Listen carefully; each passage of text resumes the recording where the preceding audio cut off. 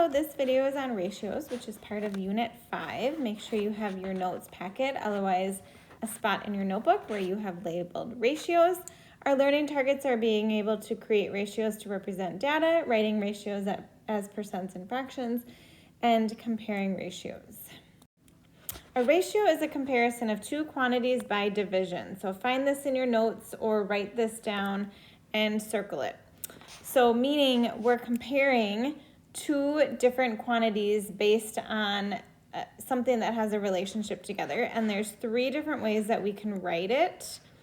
So if we said there was 3 apples to 4 oranges, we could write it as 3 to 4, or we would say 3 to 4 with the semicolon in the middle, and then 3 to 4 written as a fraction, 3 being our numerator, 4 being our denominator.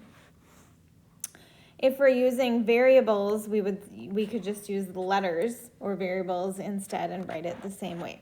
Ratios can express part to whole, or whole to part relationships, and usually most often written as fractions in simplest form. What is the ratio of rectangles to total shapes? So when we're writing a ratio, we have to make sure that we write it in the correct order, because rectangles comes first. We are going to find that number first to total shapes. So we can see that there's 1, 2, 3, 4, 5, 6 rectangles. To total shapes then would be 8, because there's the 2 stars. So we could go 6 to 8, or 6 to 8, or 6 to 8. And then we want to write it in simplest form. We know that they can both be divided by 2. So then it would be 3 to 4. So for every 3 rectangles, there's 4 total shapes. And we have to remember what we're comparing between rectangles and total shapes. What is the ratio of total shapes to triangles? So this time total shapes is going to come first, which is 4. 1, 2, 3, 4. To triangles, there's 2 triangles, so we would say 4 to 2, or 4 to 2. Or 4 to 2. 4 to 2 can both be divided by 2. So then we would write that as 2 to 1.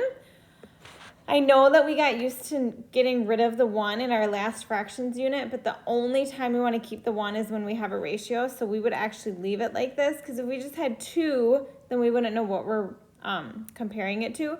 So then we would say there's 2 total shapes to every 1 triangle. The order of the numbers in the ratio is important. At the store, the ratio of books sold to movies sold was 8 to 2. So this means that for every 8 books sold, there were 2 movies sold. And then if we flip it around, for every 2 movies sold, there were 8 books sold. So we have to, again, make sure that we understand what each number in the ratio is representing. 8 being the books, 2 being the movies. To set up a ratio, you need to know what numbers are being compared and then set it up in fraction form. Most often we write ratios in fraction form in simplest form. So let's look at our table here with our information. The first item listed is our numerator. Second item listed is the denominator. What is the ratio of books to marbles? So we have 7 books and 4 marbles. Oops, oh my gosh, 4 marbles. So then I could write it as 7 books to 4 marbles. And that's exactly how I would say it, 7 to 4 or 7 books to 4 marbles. What is the ratio of marbles to books? Marbles is 4, books is 7, so then we would write it as 4 to 7. Notice it's the same things being compared, we just flip it around because the order was flipped in the question. What is the ratio of bouncy balls to marbles? So bouncy balls, there's 3, marbles, there's 4, so then we would say 3 bouncy balls to 4 marbles. And by the way, I didn't simplify any of them because they're all in simplest form. All of these fractions are. There's nothing that they can all be divided by to get a smaller numerator and denominator. What is the ratio of bouncy balls to total items in the bag? There's 3 bouncy balls. There's the total items then we would count. 3 plus 4 is 7, plus 7 is 14, plus 1 is 15. So we would write it as 3 to 15. This one can be simplified because they can both be divided by 3. So it would be 1 to 5. So for every 1 bouncy ball, there's 5 total items in the bag, but there's 3 bouncy balls to the 15 total items in the bag. We can also write ratios as percents, so we need to know how to write them as fractions and percents. So if 5 cups of trail mix has 2 cups of raisins, what is the ratio of raisins to trail mix? So raisins is 2 cups, and total trail mix would be 5 cups. So for every 2 cups of raisins, there's 5 cups of trail mix. And then write it as a percent. So that way we just think of as 2 to 5 would be the same as 2/5. And we can take 2 divided by 5, which would get us 0.4 or 4/10. And then remember the way that we make a percent is we take our decimal and we go 2 to the right, add a 0, so it would be 40%. So this states that 40% of the 5 cups of trail mix is raisins. That's what that would mean. Another thing that we want to be able to do is compare ratios and to determine if they are equivalent or not. So equivalent ratios are ratios that have the same value. So let's look at a couple examples. Last weekend, Mrs. Kraska drove 250 miles in 4 hours, and Mrs. Little drove 500 miles in 8 hours. Are these ratios equivalent? If not, who had a higher ratio of driving? So Mrs. Kraska is 250 miles in 4 hours, and then Mrs. Little is 500 miles in 8 hours. So if we think back to fractions, and finding a common denominator when we had to add and subtract fractions, what we want to do is we want to get a common denominator or a common numerator, and then we're able to compare. So if I look, I can see that I can just multiply 4 times 2, and I would have the same as Mrs. Little's denominator over here. So whatever I do on the denominator, I do to the numerator.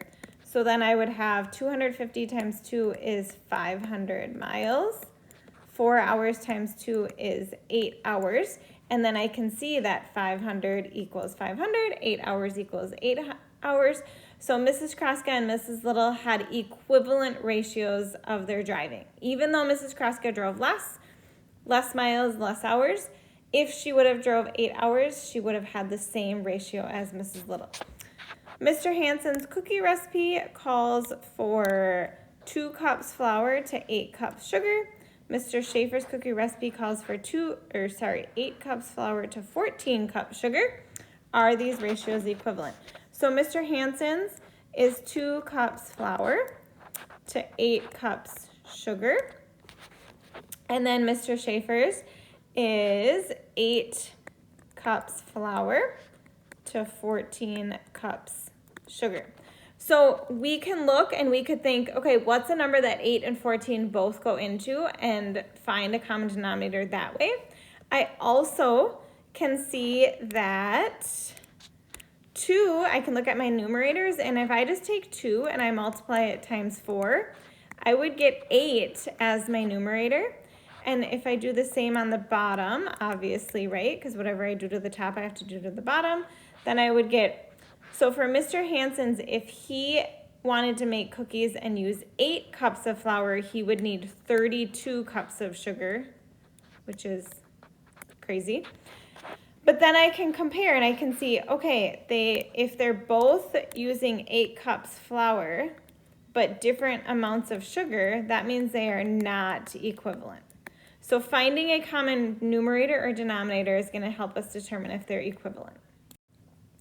Okay, I would like you to pause the video and try these 2 problems on your own, and then come back and check your work. So if Morning Glory sells 4 muffins for every 10 scones, here's my ratio for Morning Glories. Here's my ratio for Caribou Coffee, which is 2 muffins for 6 scones. I can see that if I just divide both my whole ratio for Morning Glories by 2, I would end up with 4 divided by 2 would be 2 muffins for every 5 scones.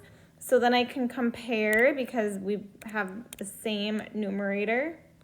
Both have 2 muffins for how many scones, but obviously they're different, so then they would not be equivalent. If I look at the next one, select 2 ratios that are equivalent to 6 to 10. So the ratio is 6 to 10. Remember, we say it like that. And if I look at my answers, I can try to find, first just try to find numbers that could easily, that 6 or 10 easily can go into.